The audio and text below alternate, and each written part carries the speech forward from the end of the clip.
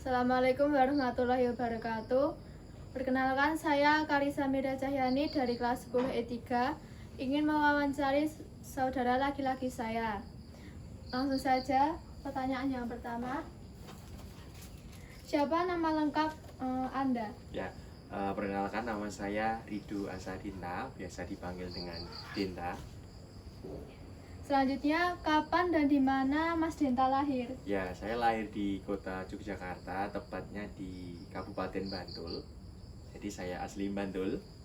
Lanjut, boleh? Tanggal berapa dan bulan apa? Ya, tanggal 18 September tahun 1999. Selanjutnya, bagaimana latar belakang keluarga Mas Dinta? Ya, saya adalah anak yang gimana ya, bisa dibilang saya adalah anak tunggal dari ayah dan ibu. Ayah dan ibu saya dari Jogja semua, asli Bantul. Kemudian ya saya adalah anak tunggal ya, bisa dikategorikan seperti itu. Terus apalagi latar pendidikan ya, ibu saya sebagai tenaga kesehatan, kemudian ayah saya sebagai teknisi ya, seperti itu. Lanjut boleh? Mas Dinta tumbuh di lingkungan yang seperti apa? Ya, saya di lingkungan yang mana saya besar dan berkembang di beberapa kota. Saya SD hingga SMP di Sragen, kemudian SMA di kota Yogyakarta. SD sampai dengan TK, SD, SMP di kota Sragen, kemudian SMA saya di kota Surakarta di Solo, kemudian saya melanjutkan pendidikan saya di Yogyakarta. Lanjut. Lalu, bolehkah Mas Dinta menceritakan momen tersulit yang pernah keluarga Mas Dinta alami? Ya, semua sulit atau enggaknya tergantung ya, relatif ya teman-teman. Jadi kalau bisa dibilang sulit, tidak sulit, susah ya tidak susah, karena pasti setiap kesulitan tuh pasti ada kemudahan ya. Sulitnya mungkin waktu kuliah ya teman-teman, waktu kuliah. Jadi saya kuliah di Jogja, orang tua di Sragen, yang mana saya hanya tadi di awal anak tunggal ya. Jadi ya mungkin waktu ya, membagi waktu antara sekolah, antara orang tua, jadi membutuhkan waktu ya untuk mengunjungi seperti itu. Jadi jarak ya waktu itu yang membuat ya bisa dibilang sulit. Lalu bagaimana cara Mas Dinta untuk menghadapinya? Ya, mengelola waktu dan mengelola keuangan. Maksudnya kan waktu kuliah dan juga memang jadi saya waktu kuliah itu udah mulai part time ya teman-teman. Jadi saya pagi sampai sore itu kuliah, kemudian sore sampai dengan malam itu saya kerja di klinik gitu. Jadi solusinya ya saya membagi waktu antara kuliah, antara kerja, dan juga membagi estimasi biaya ya, karena frekuensinya saya dari Jogja ke Sragen itu waktu kuliah ya mungkin bisa seminggu sampai dengan 2 minggu sekali setiap bulan seperti itu. Lalu,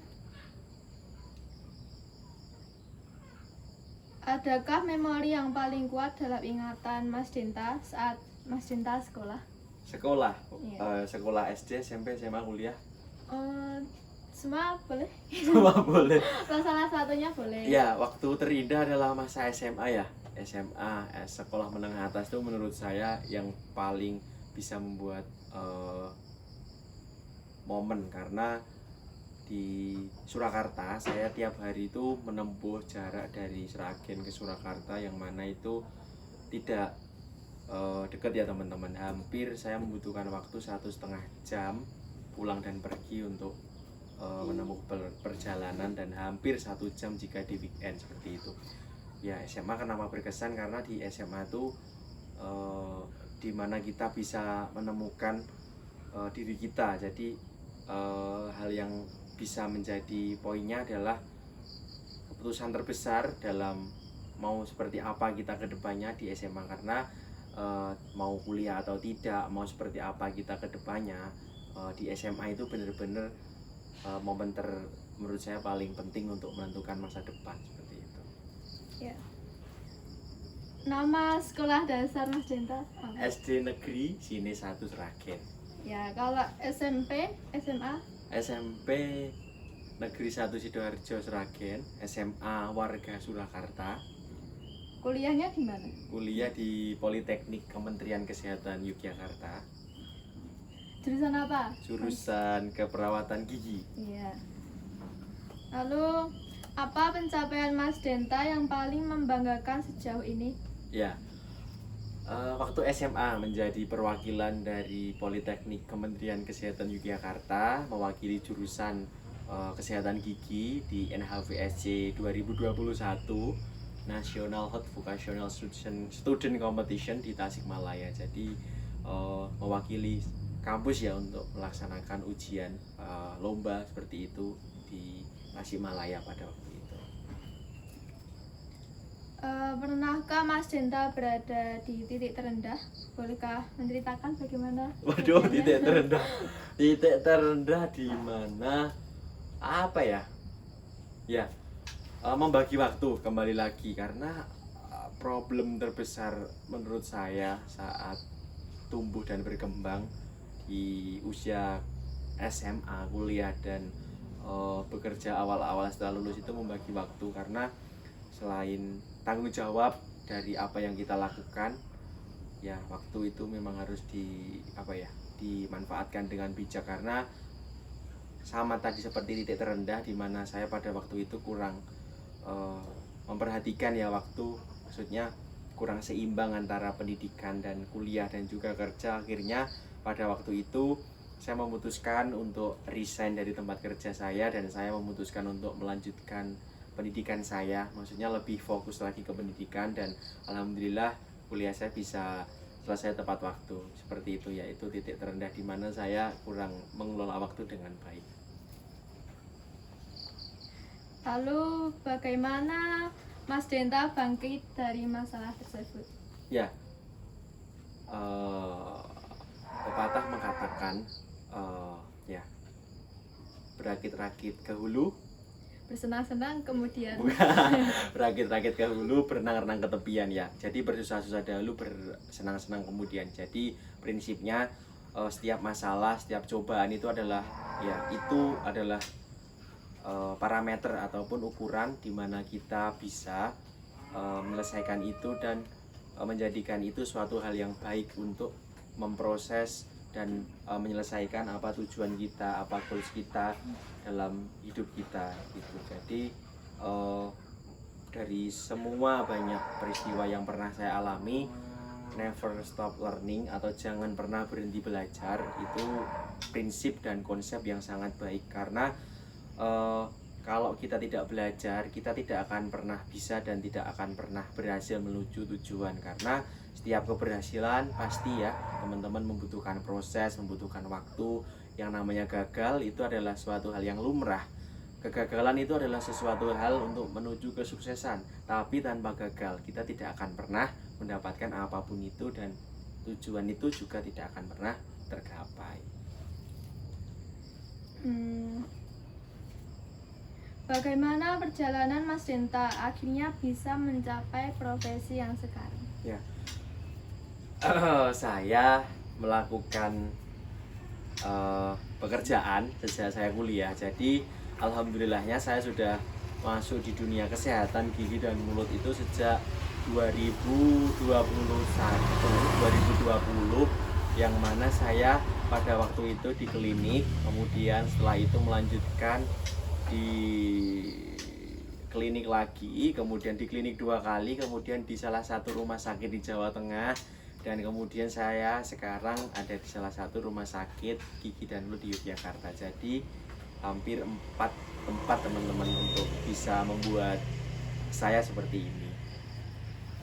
Selanjutnya, apa prinsip yang selalu Mas Denta pegang hingga sekarang? Ya, never stop learning, jangan pernah berhenti belajar, karena seperti yang sudah kita bahas tadi, prinsipnya mengatur waktu, pernah gagal itu adalah suatu kunci menuju sukses, yang mana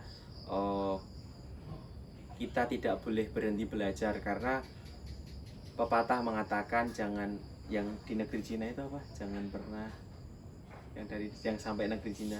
Ya, Kejarlah sampai ya, ke negeri Cina. benar. Kejarlah sampai ke negeri Cina. Jadi belajar itu sepanjang hayat, sepanjang masa, karena tanpa ada belajar, tanpa kita ada pendidikan, kita tidak akan pernah tahu dan tidak akan pernah mencapai apa yang namanya tujuan tersebut kayak gitu. Jadi bisa dikategorikan berhasil dan tidaknya kita dalam menuju kesuksesan adalah di mana kita belajar.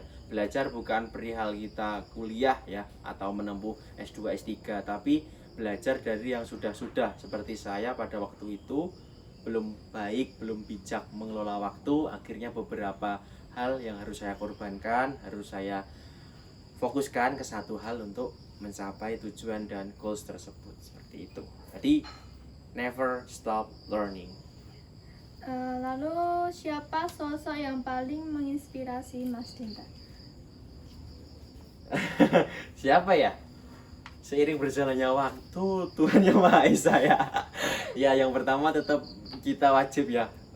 Saya Muslim, saya Islam, saya selalu setiap hari afirmasi positif, dalam artian selalu berdoa, bersyukur dan evaluasi terhadap hari-hari ya sama Allah, karena curhat terbaik adalah sama Allah, curhat yang memberikan solusi nyata juga sama Allah. Jadi itu. Terus tokoh siapa ya?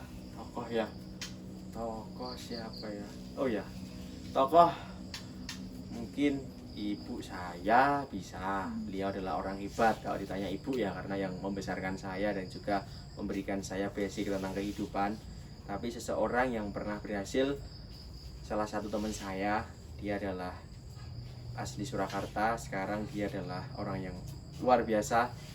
Dia bisa mencapai yang namanya puluhan miliar dari nol. Dia merupakan salah satu tokoh yang membuat saya yakin bahwa kesuksesan, kekayaan itu tidak melulu berasal dari warisan, dari privilege yang sudah kita punya, tapi privilege itu bisa kita gapai, bisa kita dapatkan hingga kita bisa mencapai goals tersebut. Baik, sekian wawancara dari saya. Terima kasih Mas Dinta. Terus udah gitu aja. Udah. Hadiahnya mana? Nanti. Nanti. Ideal. Lanjut, itu, Bo. Ya.